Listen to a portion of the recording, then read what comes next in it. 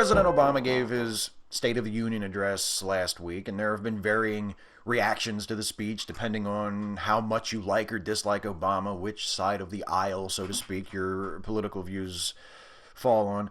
One of the things Obama said that he would use the executive order power that he has to do is to raise the minimum wage for employees of federal government contractors. The new rule is going to be if your company is contracted to do work for the federal government, you have to pay your employees a wage of at least, I think it was $10 an hour.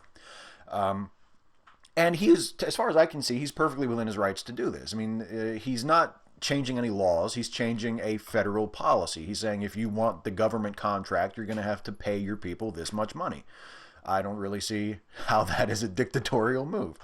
But the more interesting thing is the way it ties into this whole issue of raising the minimum wage and how there are still so many people who are just absolutely dead set against this. They just refuse to entertain the notion of raising the minimum wage. And there are even a few people who have stated publicly that they would actually kind of like to see the minimum wage done away with, period.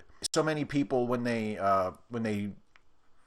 complain about the minimum wage and when they warn about the dangers of raising the minimum wage, they talk about how the prices of things will go through the roof if all of the employers are forced to pay their full-time employees a higher minimum wage, that the costs to the consumer will just they'll skyrocket out of control. Nobody will be able to afford anything.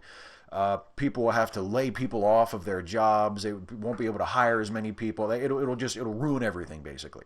One way to evaluate this concern that has been expressed over raising the minimum wage and the impact it would have on employment, and to determine whether or not this concern is warranted, is to compare the minimum wage of today to the minimum wage as it was in the past by adjusting for inflation. We can see what the relative buying power, what the relative cost, as it were, of the minimum wage was in the past as opposed to today. And we can see if it's really that big of a deal, this suggestion that we raise the minimum wage to a living wage.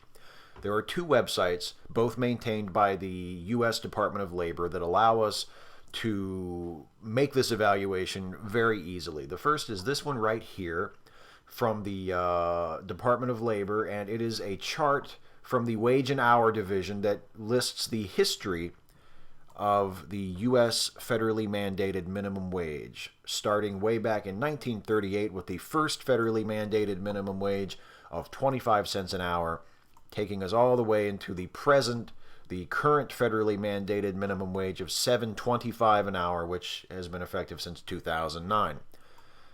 The other website that we need to make this calculation is this CPI inflation calculator. This is a form that adjusts dollar amounts for inflation using the Consumer Price Index. And what we can do is take the dollar amount of, let's say, the original minimum wage from 1938, which would be 25 cents an hour, and we just plug this into the CPI calculator, and we set the input year for the year where that was the minimum wage, which is 1938, calculate, and we see that in today's dollars, or in 2013 dollars, which is the most recent numbers available in this form, that 25 cents an hour today would be the equivalent of $4.13 an hour. Okay, now here's something interesting. If we go back 50 years, in 1963, the minimum wage was raised from $1.15 to $1.25. Let's take that number of $1.25 from 1963 and plug it in to our inflation calculator. Set our year to 1963, calculate, and 50 years ago, adjusting for inflation, the minimum wage was $9.52 an hour in 2013 dollars. Check this out. 1968, the minimum wage was $1.60 an hour. Let's make that adjustment. $1.60 in 1968.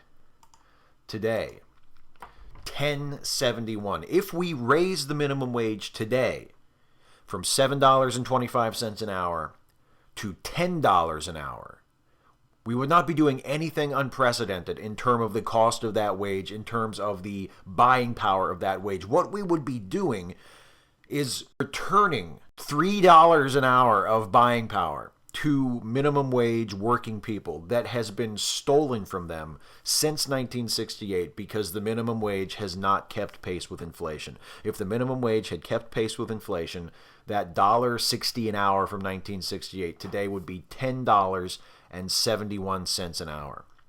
We're not raising the minimum wage. We're not saying let's raise the minimum wage. We're saying let's restore the minimum wage to its historic buying power. It would not be the end of the world. It would, in fact, be an incredibly positive thing, both for minimum wage workers and for our economy and our country as a whole. And there is absolutely no reason not to do it.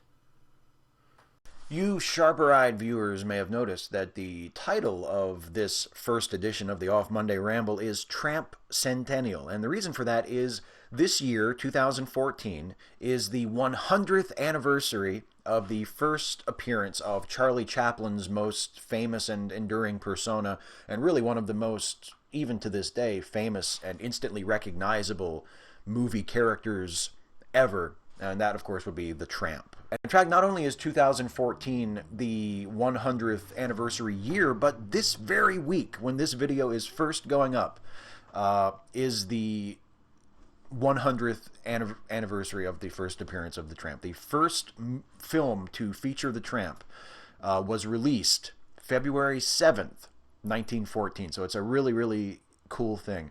That first film was titled Kid Auto Races in Venice. And technically speaking, it's not the first Tramp film because it's not the first time that Chaplin put on the costume. The first Tramp film ever produced was actually produced shortly before Kid Auto Races in Venice, but it was not released until after. That first film was called Mabel's Strange Predicament. And if you watch it, and it's available on YouTube and it's at the Internet Archive, and I would recommend anyone who's like a film buff or a comedy fan to check out Mabel's Strange Predicament just for its historical value and also because it's pretty funny. It's actually a typical Chaplin Tramp short. It's really incredible to watch something that early and the first appearance of this character from Chaplin, and he is virtually fully formed. He is as we would later come to know him in his other films. The comedy of the film centers around Chaplin's incredible drunk routine. The Tramp is drunk for pretty much the entire film. It's only an 11-minute film, and he's drunk for pretty much the whole thing. And he's just phenomenal. It's an incredible physical comedian. But it's good for the poetry of the thing that Kid Auto Races at Venice was actually the first one released and is the film that is remembered today as the first Tramp film. Because the story of Kid Auto Races at Venice is that the Tramp is mugging for a camera. There's a camera there to film the auto race that is going on, and the Tramp just keeps walking in front of the camera and trying to get on film, and he's doing bits and he's playing to the camera, and at first it appears that he's breaking the fourth wall because we're seeing that camera's point of view. That's how the film opens. Is it's almost as though it's a newsreel, and the Tramp keeps walking into frame, and he's smoking cigarettes and tossing them into the air and kicking them with the back of his leg and leaning on his cane and doing all sorts of shtick, trying to become the focus of attention. And the cameraman keeps running out from behind the camera and pushing him out of the way, and he keeps finding a way to get himself back in. And eventually we cut to an objective camera that shows us that he is in fact playing to a camera that is actually there. He's not directing it at us, the audience. He's directing it at the camera that he sees there. And that is such a perfect debut for that character. And it's so nice, I think, that was the first time that audiences saw him and not Mabel's Strange Predicament, even though that is a really funny movie, because you get to see not only the costume and the mustache and the hat and everything and the persona, but he's first introduced in a way that, oh, here I am, look at me, and he wants to be a star. It's such a an essential part of the Tramp's character. Not that so much that he wants to be a star, but that he wants to be more than what he is. That's, I think, one of the reasons why the Tramp character is so enduring and is still so effective today, and still feels a lot more modern than a lot of silent film characters, because in addition to the slapstick and the humorous stuff and the great drunk routine and the amazing physical comedy that Chaplin was able to bring to the table, the Tramp has a yearning about him and a sadness and a tragedy, and it comes from the fact that he is someone in a very much a lower station in life, but he fancies himself as someone of a much higher station. He fancies himself as a rich man, as a gentleman. He has the manners and the conduct of a gentleman, even though he is obviously a very shabbily dressed, down on his luck guy. It just really shows that even though he certainly refined and developed and grew as an actor and as an artist throughout his very long career, even there at the very beginning when he first put on that costume and that fake mustache and went in front of the camera for the first time as the Tramp, that Chaplin had something truly special going, and that the guy really was a genius, one of the most remarkable artists of the 20th century.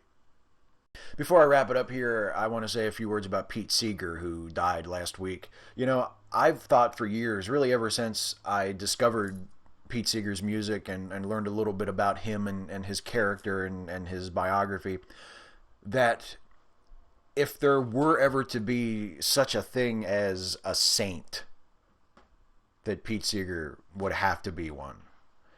That if Pete Seeger doesn't qualify as a saint, then the whole concept of sainthood is just horseshit. When you think about it, it's so pure and so simple and so naive, but yet so beautiful, that the guy devoted his life to the concept of making the world a better place by teaching people to sing songs together.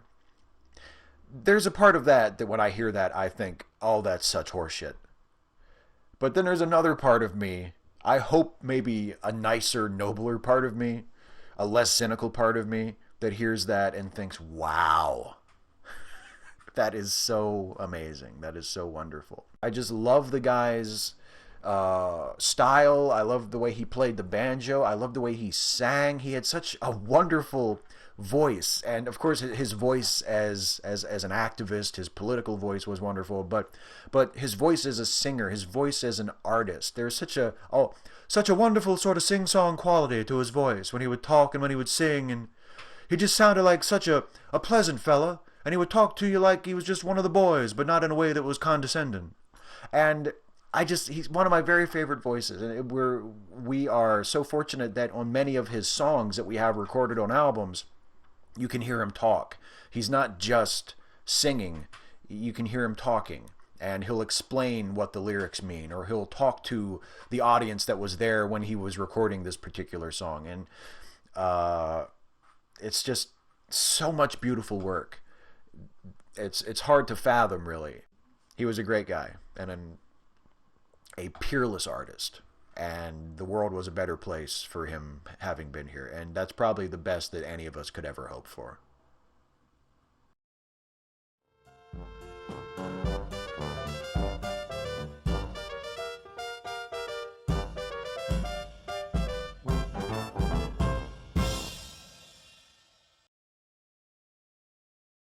John Henry was a little baby sitting on his mommy's knee, and he picked up a hammer and a little piece of steel, cried, "Hammer's gonna be the death of me, Lord, Lord.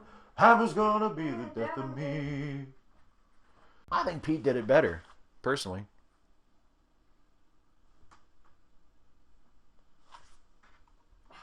Speak for yourself.